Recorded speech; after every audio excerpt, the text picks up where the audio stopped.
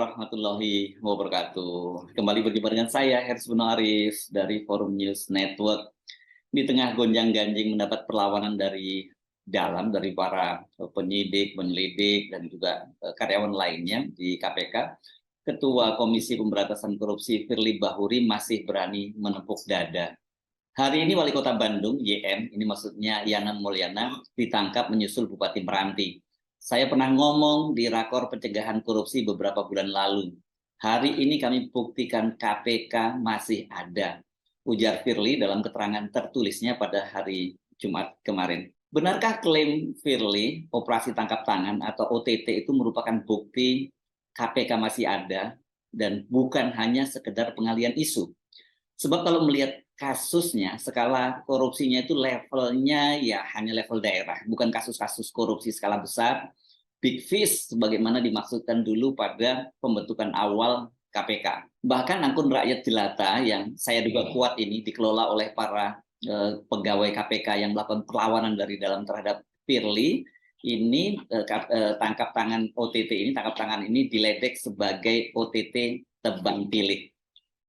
Firly boleh berbangga, bahkan menepuk dada, karena dalam 8 hari terakhir, setidaknya KPK itu berhasil melakukan 3 kali operasi tangkap tangan. Yang pertama pada hari Kamis, 6 April 2023, KPK melakukan tangkap tangan dan ini menangkap 20-an orang termasuk Bupati Meranti, Kepulauan Meranti ya di Provinsi Riau ini Muhammad Adil. Anda masih ingat ya Pak Muhammad Adil ini dulu ketika dia yang menyebut Departemen Keuangan itu isinya iblis dan setan. Muhammad Adil dan beberapa orang lainnya itu ditangkap di sejumlah lokasi di Kabupaten Kepulauan Meranti, Kabupaten Siak, di Kota Pekanbaru, dan Jakarta. 6 hari kemudian pada hari Rabu tanggal 12 April 2023, KPK kembali menangkap puluhan orang yang diduga terlibat dalam suap pembangunan dan pemeliharaan jalur kereta api di lingkungan Direktorat Jenderal Kereta Api untuk tahun anggaran 2018-2022.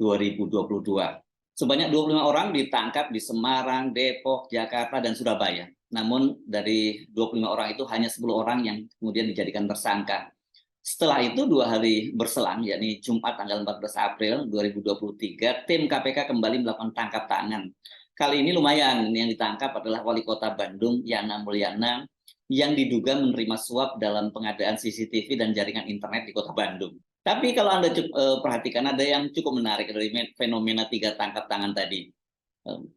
Berbeda dengan 2 kasus sebelumnya, yakni operasi tangkap tangan terhadap Bupati Meranti dan sejumlah pejabat di perkereta apian, keterangan persnya itu dilakukan langsung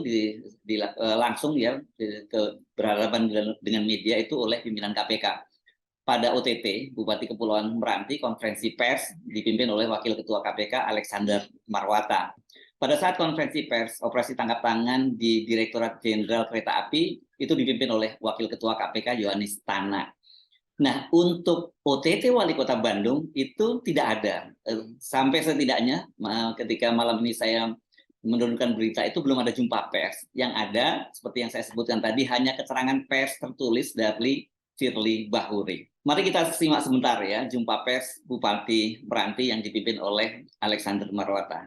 Saya akan membacakan kegiatan tangkap tangan yang dilakukan terhadap para pejabat di Kabupaten Kepulauan Meranti. Tadi sudah disampaikan Mas Ali, ada 3 klaster kegiatan tangkap tangan ini. Ada 3 kegiatan. Yang pertama berupa pemotongan anggaran seolah-olah sebagai utang kepada penyelenggara negara atau yang mewakilinya tahun 2022 sampai 2023. Kemudian dugaan korupsi penerimaan fee dari jasa travel umroh. Dan yang ketiga terkait dugaan korupsi pemberian suap pengkondisian pemeriksaan keuangan tahun 2022 di lingkungan pemerintah Kabupaten Kepulauan Meranti Provinsi Riau. Dari kegiatan tangkap tangan ini, tim KPK mengamankan 28 orang. Kamis tanggal 6 April sekitar jam 9 malam di 4 lokasi berbeda, yaitu di wilayah Kepulauan Meranti dan Kabupaten Siak, kemudian di Kota Pekanbaru, Provinsi Riau, dan di Jakarta, yaitu antara lain sebagai berikut. Yang pertama MA, ini Bupati Kabupaten Kepulauan Meranti periode 2021 sampai dengan saat ini. Kemudian BS, ini Sekda Kabupaten Kepulauan Meranti, FN, Kepala BPKAD, Pemkab Kepulauan Meranti, sekaligus juga merangkap sebagai Kepala Cabang PT Travel TM, kemudian ES, PLT, Kepala Badan Penanggulangan Bencana Daerah Pemkab Kepulauan Meranti, dan seterusnya. MFA, ini pemeriksa muda BPK Perwakilan Riau, dan RZ swasta pemilik PTTM. Nah, ada 28 yang selebihnya tidak saya bacakan, bertindak sebagai saksi. Tadi yang menyampaikan jumpa pers adalah Alexander Marwata, salah satu wakil ketua KPK. Ini sejak periode lalu dia sudah menjadi wakil ketua KPK. Ini satu-satunya orang bertahan 2 periode di KPK. Sekarang kita simak jumpa pers di operasi tangkap tangan Direktorat Jenderal Kereta Api. Jumpa pers ini sangat penting karena dalam forum inilah Johannes Tana itu ditanya wartawan soal chattingnya dengan Idris Ite. Idris Ite ini adalah Kepala Biro Hukum Kementerian ESDM yang juga menjadi pelaksana tugas Dirjen Minerba. Dan ini yang membuat geger. Gitu. Saya mau nanyakan soal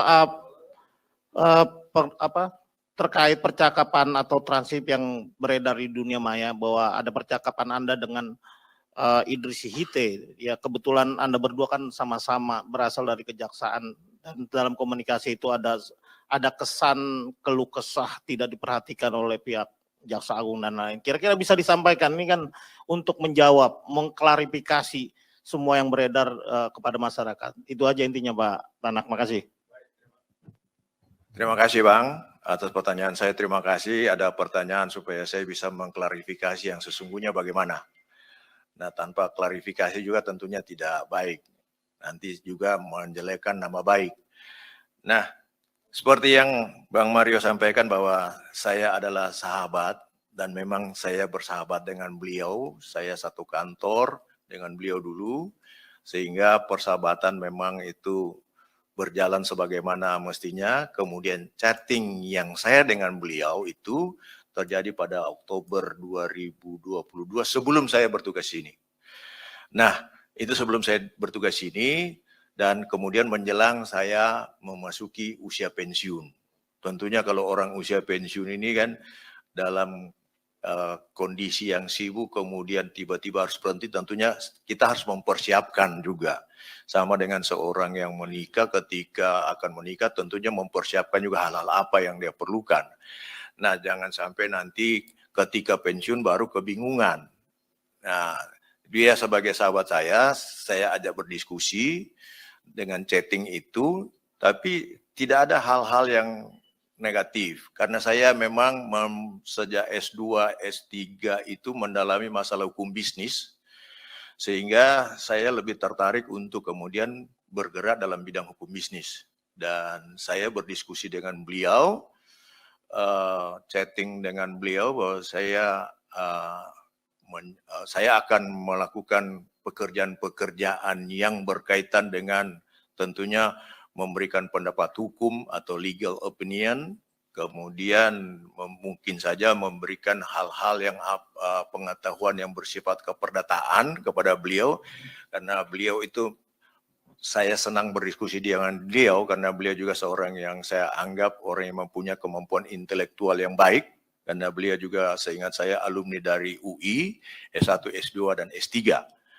Dan saya senang untuk berdiskusi dengan dia, mana tahu ketika saya pensiun nanti tinggal beberapa bulan itu, saya ada bisa melakukan kegiatan. Tetapi ketika saya akan melakukan kegiatan tersebut, tentunya saya tidak bisa formal, karena saya masih aktif, memang tinggal beberapa bulan pensiun, saya masih aktif, tentunya saya tidak mungkin secara aktif melakukan, ini yang maksud saya itu, saya bekerja di belakang layar, karena saya itu pekerjaan yang bukan pekerjaan yang seharusnya saya kerjakan, pekerjaan kantor. Ini pekerjaan-pekerjaan di luar kantor yang bisa saya kerjakan, mana tahu ada yang minta pendapat hukum atau legal opinion, atau mungkin ada permintaan untuk koreksi suatu perikatan atau perjanjian tentang dari perusahaan swasta gitu.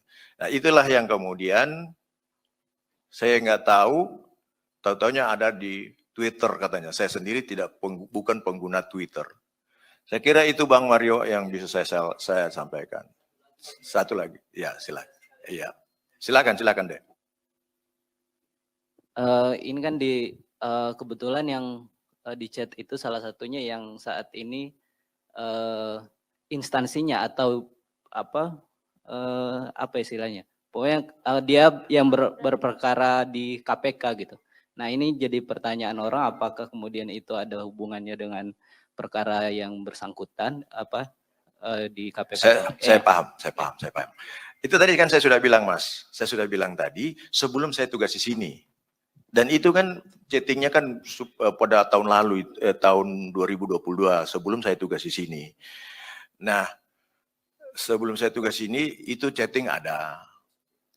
Saya pun tahu dia ini ditempatkan sana sebagai kepala biro hukum. Makanya di chatting itu kan saya bilang, selamat malam Pak Kepala Biro Hukum.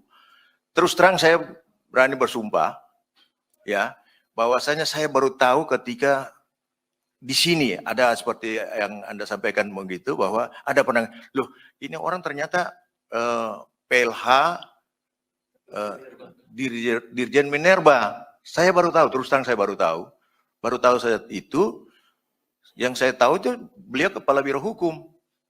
Nah, terus terang saya nggak ngerti kalau kemudian ternyata dia itu sudah jadi PLH di Direktorat Jenderal Minerba. Ya, bisa dilihat saja chatting itu kan. Saya belum di sini memang. Memang itu saya tinggal berapa bulan itu sudah mau pensiun saya. Dan sekarang sudah pensiun. Begitu Mas. Terima kasih. Nah, jawaban Johannes Tana ini ternyata menjadi blunder. Karena dia tadi kan menjawab bahwa chattingnya terjadi sebelum dia menjadi wakil ketua KPK. Untuk soal ini sampai kemarin memang betul Johannes Tana itu melakukan chattingnya itu tanggal 12 Oktober 2022 dan dia dilantik menjadi wakil ketua KPK itu tanggal 28 ya, tanggal 28 Oktober oleh Presiden Jokowi. Jadi selang 16 hari kemudian.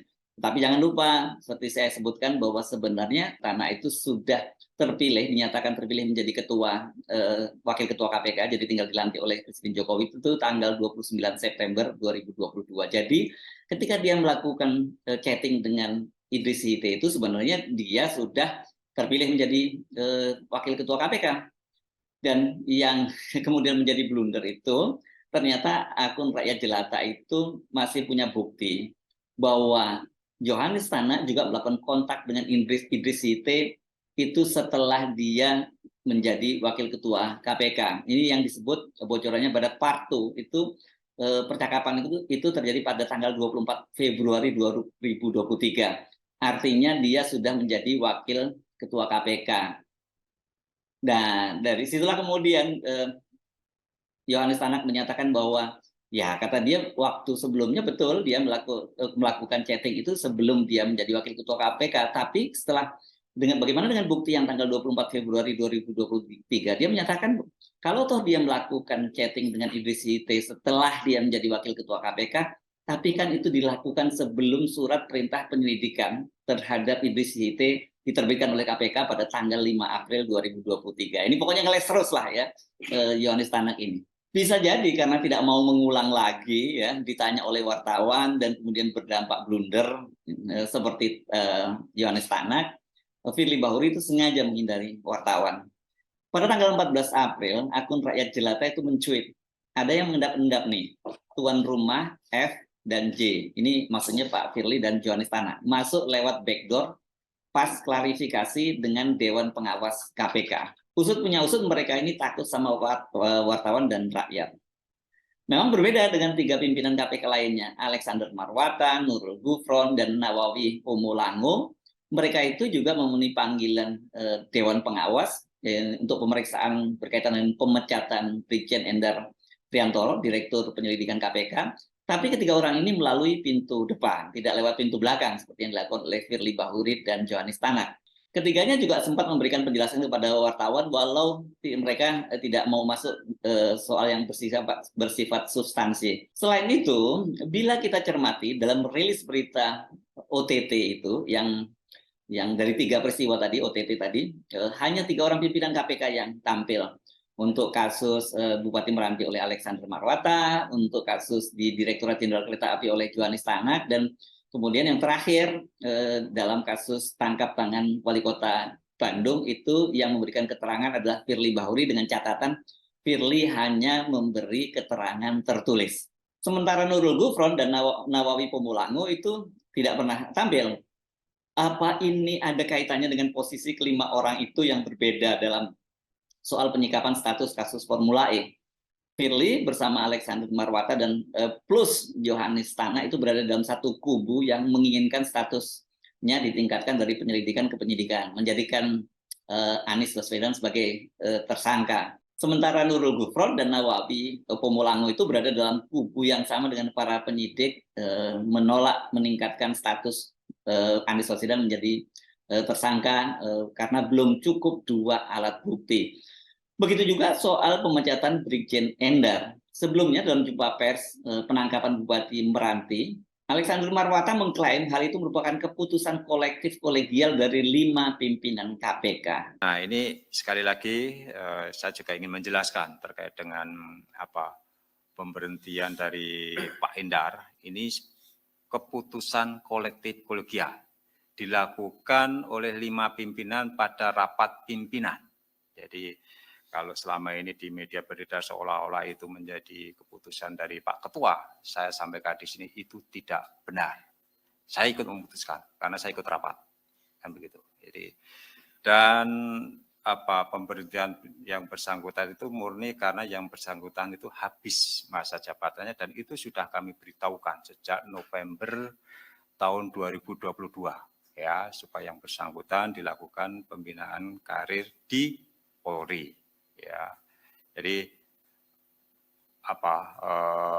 dan ya yang ramai di media sekarang ini kan, kenapa Polri sudah memperpanjang, tapi KPK malah memberhentikan. Nah, pasal 3 teman-teman wartawan itu kan di sana disebutkan bahwa KPK itu adalah lembaga negara unsur eksekutif yang dalam melaksanakan tugas dan kewajibannya itu bersifat independen, ya bebas dari pengaruh unsur eksekutif, legislatif maupun yudikatif. Jadi KPK itu bukan lembaga subordinasi dari kepolisian, ya, jadi kami berhak menentukan pegawai-pegawai yang bekerja di KPK, ya itu. Jadi sebetulnya tidak harus 3 tahun habis, tapi kalau menurut kami pimpinan itu pegawai tersebut juga tidak perform, gitu kan, kemudian diduga melakukan pelanggaran ya kita kembalikan, tidak harus menunggu habis. Dan beberapa sudah kami lakukan ya pengembalian pegawai tanpa harus menunggu berakhirnya masa tugas itu, ya sudah pernah kami lakukan. Jadi, nah ini yang perlu teman-teman pahami ya. Jadi putusan untuk memberhentikan Pak Endar dengan hormat dan mengembalikan ke Polri itu dilakukan pembinaan karir itu adalah putusan pimpinan dan sekarang memang Pak Endar sudah melaporkan ke Dewas dan kita tunggu saja Dewas, kami juga sudah komunikasi dengan Dewas agar segera dilakukan klarifikasi terhadap 5 pimpinan dan juga ke Sekjen ya, supaya tidak berlarut-larut nanti isu yang nanti berkembang di luar itu kan. Kami juga yang berharap persoalan itu segera berakhir. Ya. Benarkah yang disampaikan Alexander Marwata kepada media setelah diperiksa oleh Dewan Pengawas itu 2 orang yakni Nurul Gufron dan Nawawi Pomulango itu menolak menjawab secara tegas soal itu. Karena sudah masuk ke pokok materi dan sudah saya sampaikan ke Dewas, lebih baik tanya ke Dewas, itu kata Nurul Gufron. Sementara Nawawi Pomulango menjawab, kita cuma ngomong apa adanya saja yang kita tahu, nanti saya tanya ke Dewas. Sikap Nurul dan Nawawi yang menghindar menjawab pertanyaan media ini menimbulkan spekulasi bahwa benar rumor yang selama ini muncul bahwa posisi keduanya itu berbeda dengan 3 pimpinan KPK lainnya. Pernyataan Nurul dan Nawawi ini kan beda sekali dengan Alexander Marwata yang secara tegas menyatakan bahwa itu bukan keputusan Firly Bahuri pribadi, karena kata Alexander Marwata tadi dia juga hadir ketika mengambil keputusan itu, dan itu adalah keputusan kolektif kolegial dari 5 orang pimpinan. Kembali ke soal klaim Firly bahwa 3 operasi tangkap tangan dalam 8 hari merupakan bukti KPK masih ada, saya kira tidak terlalu salah. Buktinya memang benar, mereka bisa tetap melakukan OTT itu dan di berbagai tempat ya. Tapi sekali lagi seperti kata akun Rakyat Jelata dalam cuitannya usai Yohanes Tanak menggelar jumpa pers, itu dia meledek begini. Ada yang panik nih, konferensi pers kok jam 1:30 pagi Pak. Pengalian isu ya, OTT tebang pilih kayak gini biasa aja, nggak usah genit narsis, masih banyak dosa Bapak, sambil menyertakan tagar pejabat busuk. Akun Rakyat Jelata tidak terlalu berlebihan, dan saya kira dengan pemahaman mereka apa yang terjadi di internal KPK, itu mereka pasti tahu memang ada kasus-kasus yang dijadikan target, tapi ada kasus-kasus yang dihindari, bahkan dihalang-halangi supaya tidak dilanjutkan. Karena kan setidaknya kita mencatat beberapa kasus besar yang sampai sekarang ini tidak ada tindak lanjutnya, karena diduga melibatkan nama-nama besar. Sebutlah masalah IKTP, atau skandal Madam Bansos ya, yang melibatkan Mensos Juliari, mantan Mensos Juliari Batubara. Dan tentu saja jangan dilupakan kasus Harun Masiku. Ini sampai kapanpun selama kasus ini belum dituntaskan, selama Harun Masiku masih berkeliaran di luar sana, ya orang masih tetap lebih percaya bahwa apa yang dilakukan oleh Firly Bahuri sekarang dengan tangkap tangan ini, yang terakhir ini merupakan pengalian isu, karena Firly dan gengnya itu sedang menghadapi serangan dari luar dan dalam. Dan apa yang dihadapi oleh Firly dan Yohanes Tanak ini berat sekali ya. Firly dilaporkan karena dia membocorkan dokumen rahasia, dokumen penyelidikan di KPK kepada mereka yang sedang diselidiki, yakni Kementerian ESDM.